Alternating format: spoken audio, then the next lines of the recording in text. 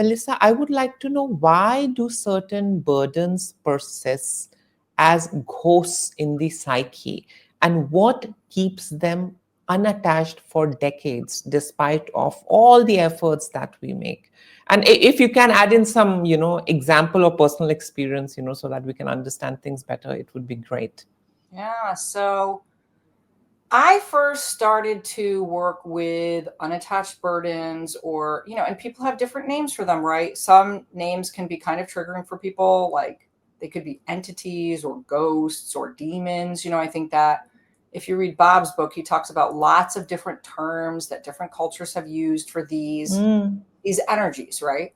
mm, Some kind of negative energy that only wants one thing. And what is the one thing that these things want? Do you know what it is? What word is the number one word that describes what they want?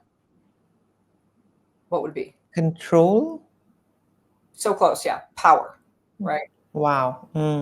I mean, and I've done a lot of work with my own unattached burdens, my own, demons. And Mm-hmm. there is no conversation that doesn't start or end or all revolve around the word power. All they want is power. That's all they want. They really believe that if I have power over you, ha ha ha ha ha, won't that be fun for me? And it's like they just Mm. off of power, right? So when we start to frame this conversation about untouched burdens, I think it's really important to hold the framework that all they want from start to finish, first, middle, last, is power. So everything goes back to power.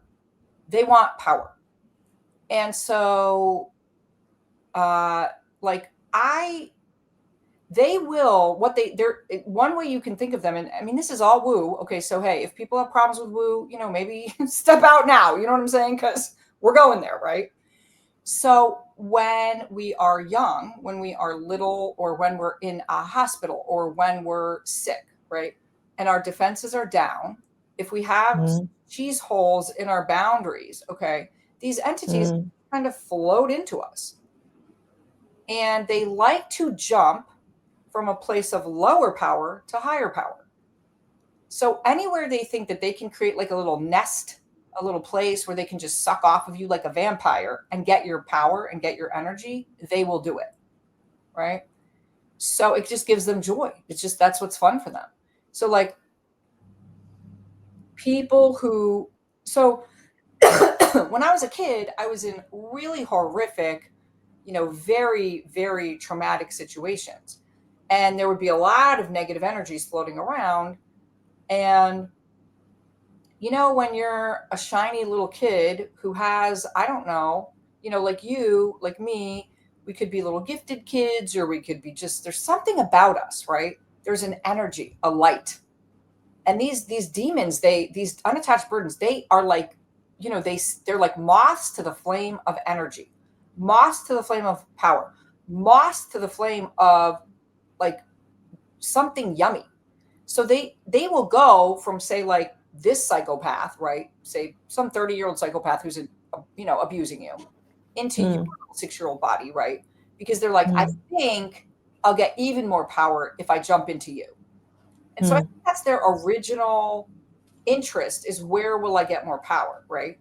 So as a child in very abusive situations, especially if you're a gifted child, or, sensitive, or have something, right? They're attracted to it, and you will just accumulate and accumulate and accumulate and accumulate these demons, these unattached burdens. It's horrific.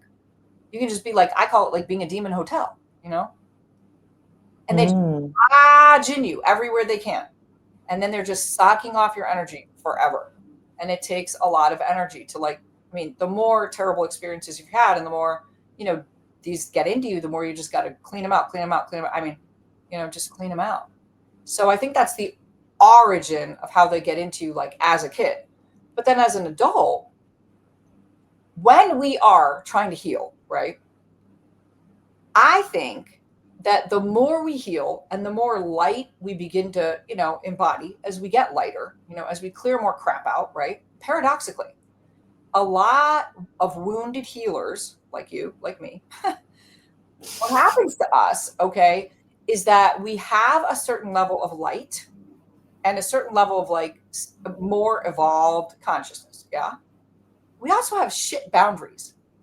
A lot of us have Mm, bad boundaries and we're still, full of like errors.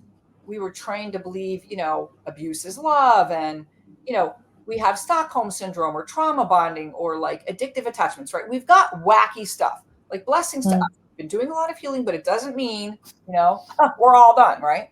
So we're kind of lopsided.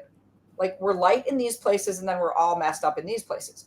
And oh my gosh, that makes us tasty cakes for these unattached burdens, right? Because we have more energy, we have more power, but our boundaries are crap and they just love to get right into us.